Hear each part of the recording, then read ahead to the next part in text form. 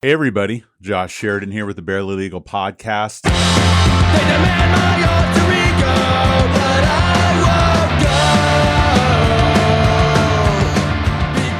because of you. On today's show, we have one of my heroes. He is a political strategist, political philosopher. He's a thinker. He exists in his own space. Funny story, when I got married in 2005, I was in charge of booking our honeymoon. So not knowing anything about honeymoons, I asked someone at the state attorney's office who I worked with, and they said they went to St. Lucia. So I ponied up the money I could get together to take my wife Dina to St. Lucia after we got married. And it was one of the biggest storms that ever came through St. Lucia when we were there. So we spent the majority of the time in our room, and none of the channels were English except for one. And the one that I turned on right there looking back at me was Joe Hobson on TV. Have I told you that story before? No, you haven't. It had to do with Aileen Wuornos. I know it. And so 2005, in a foreign land, one English-speaking channel during a cataclysmic storm, and the only thing I had to comfort me was my wife and Joe Hobson. So thank you for coming by. Good to be here, Josh. Am I on? You're on. Okay. You're on. So this is kind of a poor timing on my part, but if there's anybody that I'd want to talk today's election with, it would be you. Obviously, it would be better if we were having this a week before or a week after, because it might age better, but maybe it'll be interesting to see how close we get it. So you're a Boston guy originally? Well, I was born and raised in Philadelphia, educated in Boston. Okay. And Hobson, is that Irish? Is that... We're 100% Irish, but Hobson is an English name. Okay. Now you're I know you've got a few brothers, right? One of 8 boys, one of 9 children. Really? Yeah. So you must be Catholic. I'm Catholic. Okay. Irish Catholic. Proud to love it. Where do you fall in the lineup of 8 to 9 people? I'm like Robert Kennedy, the 7th of 9 children. I'm not the 7th son, though. I'm the 7th child. My brother Jimmy is the 7th son. Okay. And so did you grow up in the house with all of them, or had some of them moved out by the time you came about? No, we pretty much grew up all together. Okay. One big... Now, I know your brother Pete, too, Sure. and he's a great attorney locally here in Tampa. He always has funny stories about you calling into radio shows and all these nicknames that he likes to tell me that used to go by. Sure. So growing up in Philadelphia, Irish Catholic, a bunch of brothers, did it fit the fairy tale of that? Fights, stickball, all that good stuff? It was idyllic. I mean, we were a chaotic kind of clan, as you can imagine, but, 8 boys, 1 girl. All of us baby boomers born between 1946 and 1962 in the wake of post-World War II America. What president were you born during? Dwight D. Eisenhower. Okay, he was a pretty good one, right? By modern standards. Yeah, I mean, we're setting the bar really low these days. But did you ever see that documentary, Why We Fight? No. It starts off with Eisenhower talking about the danger of the armament of the United States, and it kind of plays into the whole 9/11 and kind of blowback of what we're doing in other countries. And great documentary. Now, what did your parents do? My father was a dentist, and my mother was a registered nurse. Oh, wow. My father was a real entrepreneur, though. An entrepreneurial dentist in what year were you born? 1956. In 56, okay. In Philly? Philadelphia. Okay. Area, yeah. Were they getting paid decently back then, or was it more of a... My father was able to raise a family of 9 on about, I think he was making about 6 figures a year. And wow. Yeah, but that was different. It was a different era back then. Were you considered wealthy kids, poor kids, middle class? People thought we were rich because we lived in a big but that many mouths, you're splitting the pie a lot of ways. I would say, to quote Timothy Geithner in his great memoir Stress Test, we were not destitute. We were of means. Okay. But wealthy kids vacationed in Europe and got cars on the 16th birthday. I never regarded myself as wealthy, but it was a different scale back then. There was a middle class in America back then. Was politics discussed in your house? Absolutely. And both mom and dad, or one or the other, or? Well, I have to say the name John F. Kennedy because we were Irish Catholics and we patterned ourselves the Kennedys. Kennedys were worshipped, and Nixon was the Antichrist. Yeah. Back then. Yeah. How old were you? So 6. So you were early teenager during Yeah, the assassination and it's Nixon and all that interesting. stuff, Vietnam? I'm fortunate. I did not remember John F. Kennedy's assassination. I remember Bobby's very well. How many years was that? Just like a year or two after? Bobby's was 1968. John's was 1963. So 5 years after. Uh-huh. Okay. Yeah. What about Chappaquiddick? Do you remember that? Chaparrapa, absolutely. Yeah. That was a basketball camp. That was the June of 1969. It was the same weekend that we landed Man on the Moon, believe it or not. That's a rough decade for the Kennedys. Yeah. That's a contender for worst decade ever. They had one where Joe, Kick, Kick was killed in a plane accident. Joe died in a plane accident. Rosemary was lobotomized. I'm a real Kennedy scholar, by the way. I know you are. You bring it up quite often. Yeah. Well, that's almost too odd to be coincidence. Is there any darker dealings there, or do you just think it's? Well, I mean, you take an Irish Catholic family that grew up in the 1960s. When you grew up in the 1960s, you either wanted to be a congressman or a rock star. Because you had the Beatles and the Rolling Stones and John F. Kennedy. And it was, even Teddy, for all his flaws, I love him like an uncle. Now, Joe was a little bit of a darker character, wasn't he? The Forgotten Kennedy? Yeah.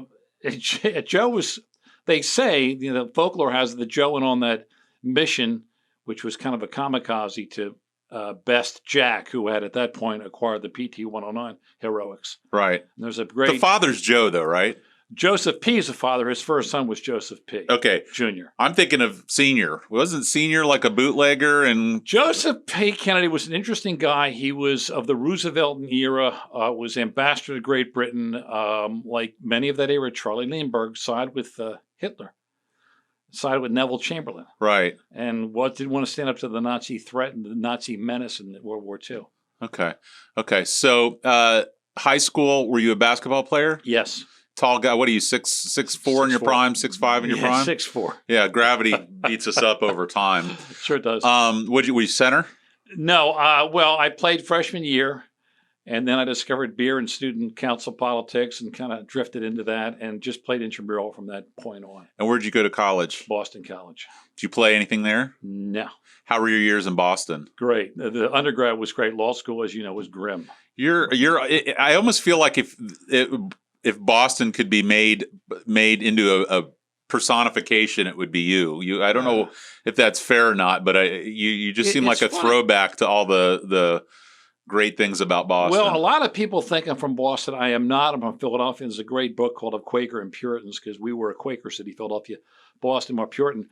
But the only team I root for out of Boston are the Boston College Eagles. I loathe the Celtics. Really? I can't stand them. Who's your team? Philadelphia 76ers. Oh, okay. Even though Bill Russell is a great man. Yeah. And Red Auerbach was the first major sports owner to integrate the sports. Have you ever noticed with basketball, there seems to be a gravity with thinkers, intellectuals that you don't really necessarily have in other sports? Even with Phil Jackson, and who's the coach? He used to play for the Bulls, and now he's the coach. Steve Kerr. Yeah, and Greg, what's his name? Yeah, I don't feel like you get that in other sports like you do in basketball. Well, it's, recently it's predominated. It's an African-American minority kind of urban sport, which I think is great. But, basketball was a religion where I grew up in the Philadelphia area. Villanova, Sonny Dove of St. John's, Howard Porter, Big Five basketball. Basketball was to Philadelphia what football is to Texas and Florida. It was really a religion. Now, is Pete your older or younger brother? Pete's my older brother. Okay. And were you and he close growing up? We were all close, sure. Yeah. Are you the only two attorneys? No, there's 4 attorneys. Really? Yeah. Oh, my Lord. What are the other? Well, I know Pete does. 5, actually. Hobby, Billy, and David. What do they do? Billy is a solo practitioner in Philadelphia. Hobby does a little bit of immigration and criminal law. Hobby's a great lawyer. And David is more of a corporate guy. David works he worked for Santander, and now he got a new in-house job. He's a real lawyer, as I like to say. A real lawyer, yeah. He gets a paycheck every week. Yeah. Right? And everybody's still alive and kicking? Alive and kicking. What about your parents? My mother turned 100 in October. Are you kidding me? And my father died in 1971 at the age of 53 of a heart attack. Oh, wow. 53. You know, right around the time my dad passed, I think you were one of the first people to call me or reach out to me, and I always appreciated that. I wanted to say thank you for that. So your mom's 100. My mother's 100 years old. And how is she? Is she with? She I mean, is she alert, with it? She's sharp, responsive, but she is not communicative. About in the spring of 2019, she unfortunately broke her hip, which is, is usually the circle of the death knell, yeah. And then after that, we think she might have sustained some sort of seizure stroke, or but at that age, they don't really look into. About 100. I mean, there's not a lot of stuff you need to say, right? I mean, it's kind of like you said it all, and she was born in 1920. That's insane. Yeah. Wow. Well, I mean, good genes, I guess. Well, yeah. That's what the doctors went on. So then where did you go to law school? Went to Boston College Law School. Okay. Mm-hmm. And how did you find law school? Did you enjoy it? You said it was grim. Prohibitively competitive. Yeah. And did you excel? Did you rise to the top, fall to the bottom, kind of run in the middle? I graduated. Well, that's what do you you posted that today? What do you call the last person in there? A lawyer. A lawyer, yeah. BC undergrad was you could, if you studied, do well there. When I got to BC Law, everybody, it seems, went to Williams or Harvard or Brown, and it's kind of like going to Penn State when you're all state. Yeah. Everybody is the all state there. It was really smart. It was competitive law school. It was a great law school. And I love what I learned there. But, and I'm not the kind of guy who looks back with regrets, but I don't wonder, maybe I squandered it a little bit. I kind of got my doors blown off. I went to law school right after college. Yeah. I was 21 years old. Yeah. And there were some guys that are 25, 26, and they were on it. They were with it. What years would this have been, though? 78, 81, back when it used to be a profession. Right. But you're also right in the middle of disco and drugs. So if you stepped off the line, you could have squat. Well, in 81, as you may or may not recall, there was a great recession engulfing the country. So I graduated in a recession. And the 70s were a very vapid decade. Of course, John Lennon was assassinated in 1980. And that was kind of a drag. I was born during Carter. Of course, I don't remember him because I was too young. In retrospect, I love him. And to see how he's carried himself post-presidency, I think he's all time in that regard. But my first recollections were Reagan. I remember Oliver North and watching Oliver North Scandal during the summer while my mom was ironing clothes. That was a time when we were very scared of Russia. The nuclear threat was very much front and center. Right. I remember like Muammar Gaddafi and, all these types of things that were going on back then. And to see where we're at and where the Republican Party is. Well, a great movie came out in 1983 called The Day After on ABC. I'll never forget it. I think I remember that. We had a great apprehension of nuclear annihilation back then. Was that the one where the president's like on Air Force One and they're having to like avoid nuclear clouds and all that? I don't recall the details of it, but it was of that.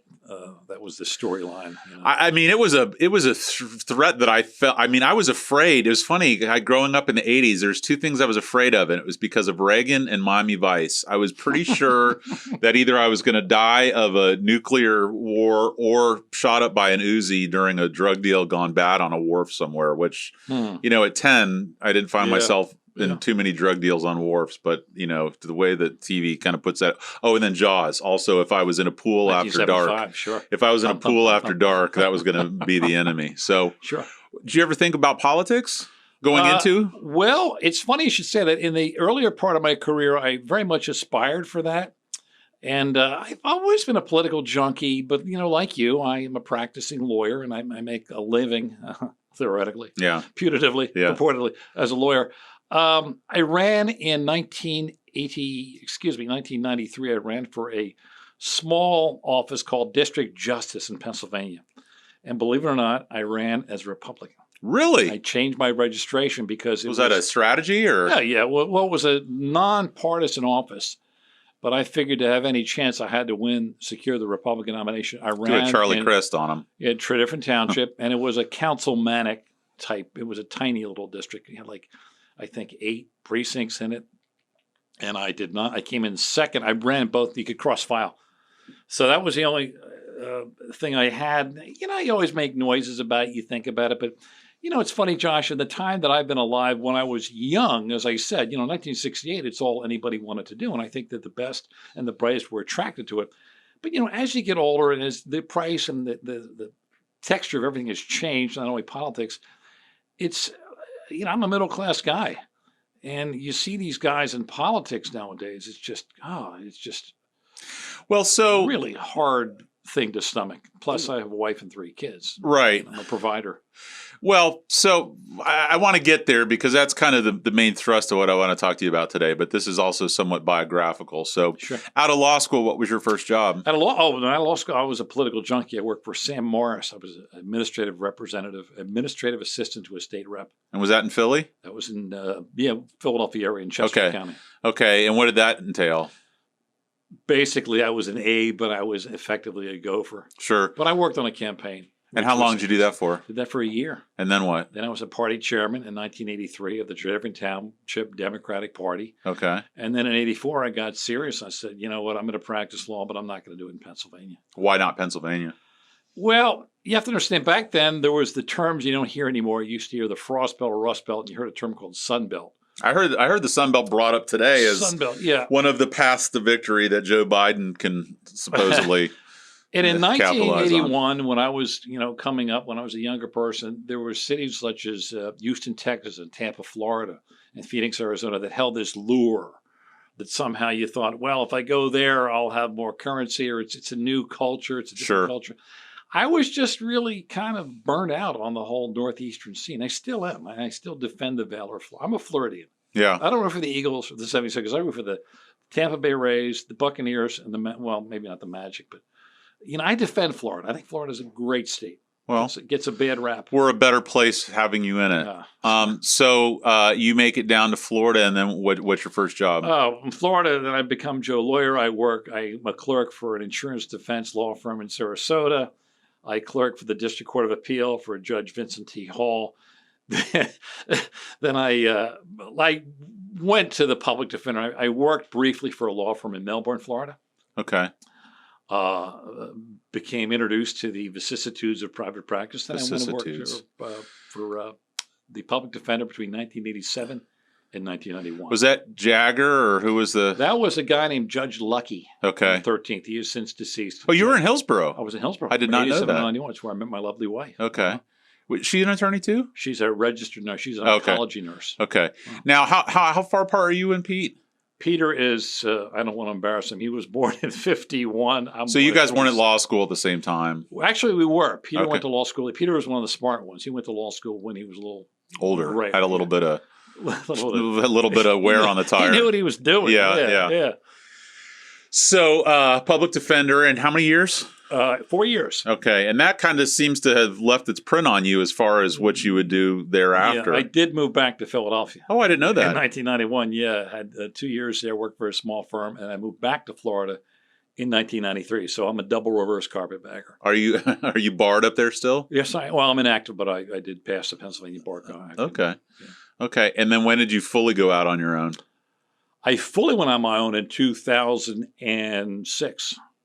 Really? Yeah.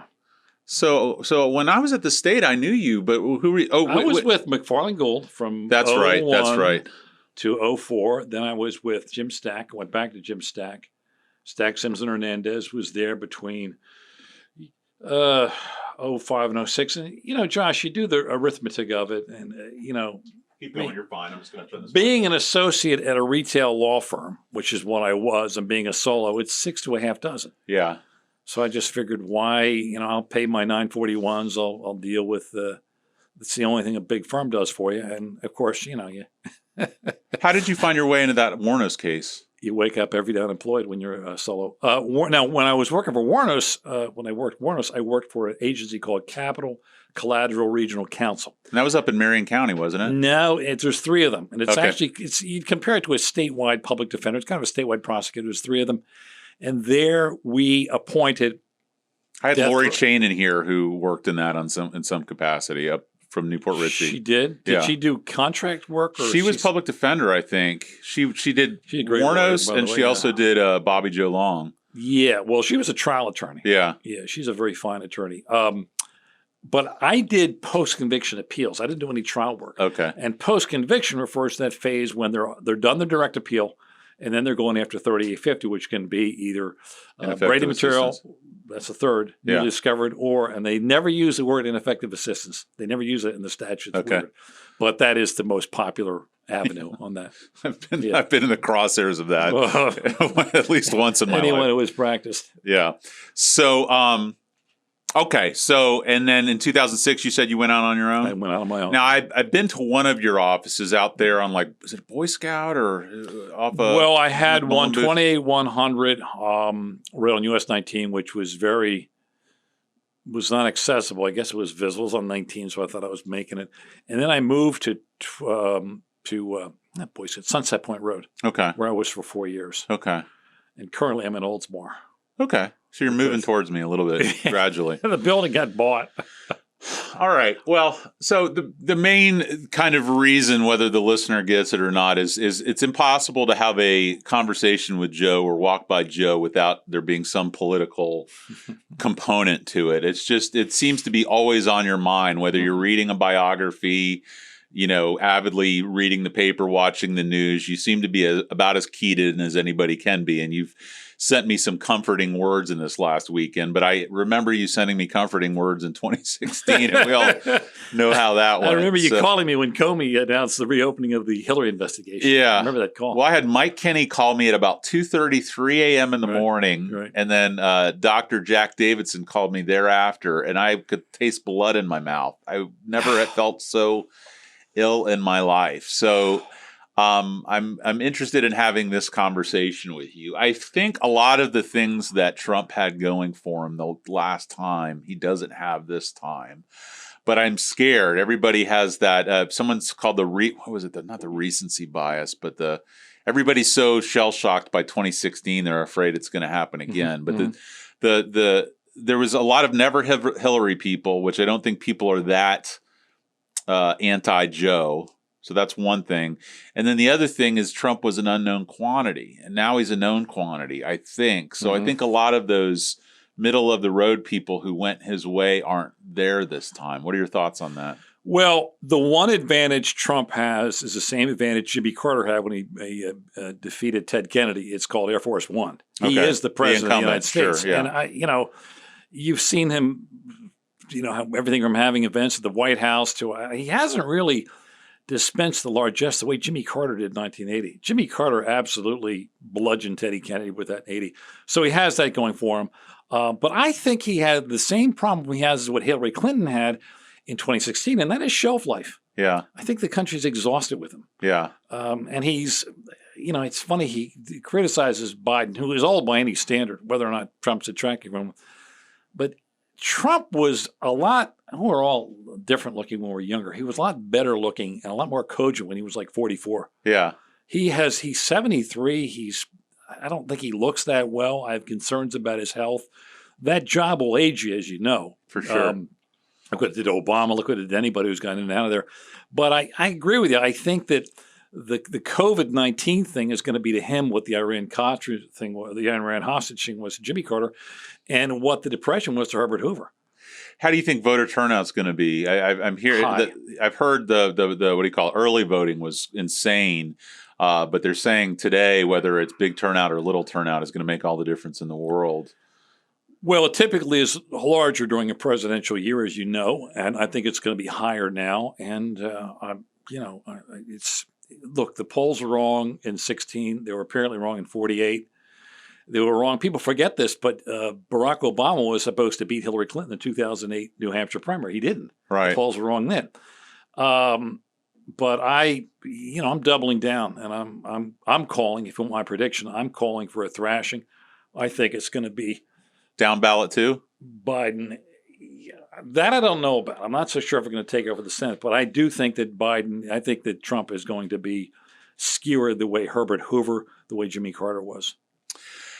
The state of politics today has seemed to, at least in my lifetime, gotten to its darkest, darkest facet now.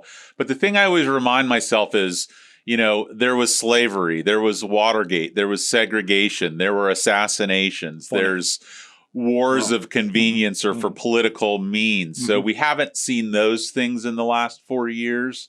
Do you think he's the worst president during your lifetime? Unquestionably. Do you think he's the worst president of them all? Unquestionably. Worse than Buchanan. There was an article on Friday, the New Yorker and Noam Chomsky. Did you happen to read it? I didn't. Do you I am follow familiar with Noam? Norm Chomsky. He's from MIT, right? He's up that way, Yeah. and he's he's kind of the last I've of a heard a lot of dying good things breed about of him, a He's in his 90s and still just as sharp as they come. But he had some interesting things to say about. I know it's very hack to compare him to Hitler or compare him to Mussolini, but he had this metric by which he said those people were trying to gain power, and the horrible things they did were a byproduct of them gaining power, whereas Trump is deregulating and doing certain things that are certain to hurt mankind in the long run, and it seems to be the goal more than the byproduct of the goal. So in that way, he kind of couches him as pretty much one of the worst people ever. Well, it's like Joe McCarthy as president. And it's funny you said about, I said to my wife, who was pretty distraught when Trump got elected in 2016, I quoted the great Martin Luther King, "We shall overcome." This country has been up against, I mean, you look at the specter of racism in the 60s, sexism in the 50s, isms. I mean, we've been through some pretty horrible periods. The 20s were horrible. People forget this, but pursuant to the Espionage Act, you didn't oppose World War I, or you went to jail. Ask Eugene Debs. So, we have I don't think Trump's anything other than a symptom. Okay. But the problem I have so many problems with him, but he's such a horrible role model. Can you look at your son and say, you want to grow up and be like that? Or my daughter and just say, look how he treats women. Times. Yeah, for sure. Yeah, he's a 50s man. He's Hugh Hefner. He's Bill Cosby. He's a 50s man. Yeah. Yeah, that's the way men were raised back then. Well, another concept that seemed to be illuminated and refined for me in reading this article, and I guess I've always kind of known it in the abstract, but he kind of connected the dots for me a little bit more, is you've got the 1%. And these highly, highly, highly wealthy people who will never have a voting majority, they have to hitch their wagon to somebody. And it's not going to be minorities. It's not because that's just never going to be a union that has any longevity to it. So they hitch themselves, and I don't know if it's the Southern strategy or what, but they allow this bad behavior on the part of poor and middle class whites, whether it's xenophobia, homophobia, extreme nationalism, fundamentalism, whatever the isms are, as you just mentioned, and basically say, we're going to give you someone who scratches that itch for you. But when that person gets in, they better deregulate and cut taxes. And give us a right-wing Supreme Court. And it seems to be this kind of marriage by circumstance and necessity between very disparate parties, but kind of they have each other to hold power as the counterpoint to the Liberal Party. Do you see that? Is very, very cynical. They criticize George Soros a lot. Here's a guy with billions of dollars who gives it away for the good. I mean, you look at the Koch brothers or Richard Scarf or any number of these hideous people on the right. They just, as you said, they just want the tax cuts. They want someone to preserve the status quo, which is what Trump does. Do you see us? You've mentioned how resilient you find this country to be. Do you think there's a bright future, a possibility of a bright future for politics, a return to form where it is more of something to aspire to, something that's a moral, ethical? I mean, as much as it ever could have been. Well, look, Josh, politics, like law, like religion, like media, is an institution. It has changed. I don't know if you saw the movie Hacked. If you know much about Cambridge Analytica. I talked about my earlier days being a political activist. In 1982, there was a thing called the index card. And you would literally manually write down voter information on it and use it accordingly. Nowadays, that stuff is instantaneous. And being a lawyer, the marketing, the way the younger lawyers are marketing now, there's the PDF stuff. I just finally watched that Social Dilemma on Netflix last night. Have you seen that? No, I got to limit my Netflix. Well, you should. But this, it talks about this TV. It talks about how if you do a Google search or a YouTube search, depending on where you are geographically, you're getting different results. Yeah. If you're in the Bible Belt and you're researching things, it's giving you conspiracy theories. If you're up in the Northeast, it's giving you more liberal, and they're trying to maximize your screen time, anything they can do to keep your eyes on the screen. But it's talking about what a tool this is now in political warfare between internationally, nationally, locally, you know. But it's not just politics. It's what you and I do. It's the profession we're in. Sales, It's whatever you're real saying. estate. Yeah. It's the practicing medicine. I'm sure, you know. It's horrible. I have this conversation with my therapist all the time that to run a successful business, you've got to market. But the last thing I want to do is market myself. The last thing I want to do is sell myself. The last thing I want to do is talk to somebody about money or how much they owe me or like that. All that stuff is so perverse to me, but I don't know how to get around it doing this work. Yeah, as I say to my kids raising them, this is a capitalistic consumer society. Yeah. And everything's of value. And it's more so nowadays than it used to be. Right. You know, back in the 1960s, you had phrases such as starving artists and the nobility of poverty. You don't hear that anymore. Two great books I'd recommend. One is Bobo's in Paradise by David Brooks, and the other is The Unwinding by Packer. Okay. The Unwinding is a very good book. And they talk about just there's no middle class anymore. Yeah. You have to be into the money, but again, things are so much more expensive nowadays than they ever used to be. Well, I was thinking the Usual Suspects quote that the greatest trick the devil ever played was convincing people that he didn't exist. And I think the greatest trick the conservative Republican Party ever played was convincing people that they were who are being taxed and they're who they're part of the ownership society. Yeah, like, they're entrepreneurs. It's like you make $50,000 a year, your wife makes $30,000 a year. You don't worry about your taxes. I think you're going to be okay. Yeah. So you call it in favor of Biden. What do you see for Trump over the next couple of years? Do you think he unfortunately, gets he's prosecuted? Do you think he gets? There's a great article in the New Yorker called "Why Trump Has to Win," and it talks about the enormous financial liability he's apparently incurred. Now, my older brother, who's a very smart guy, seems to think, if he gets reelected, he won't have anything to worry about because the banks will write it off the same way they wrote off the housing crisis in 2008. He's not going to go away. He'll be as much of a norm-shattering force as an ex-president as he was as a president. He'll openly criticize Biden. He'll probably set up something on OAN or one of the other right-wing media entities, Sinclair perhaps.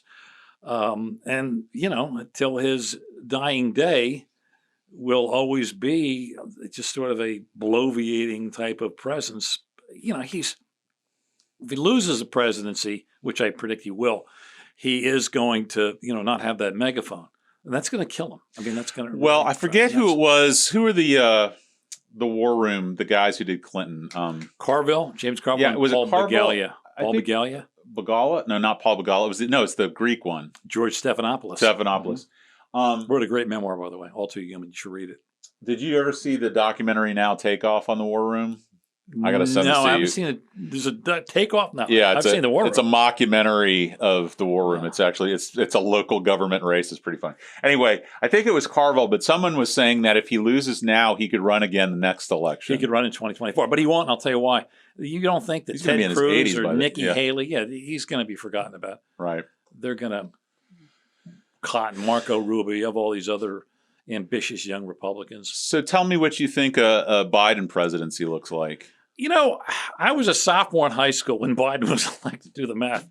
The one thing I like about Biden, I think Biden's going to be a very effective president. I think, like Richard Nixon, he understands the levers of the federal government. He's going to make America normal again, as the saying goes.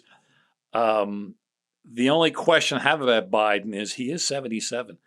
How long will he serve for before it goes to Kamala, whom I love, by the way?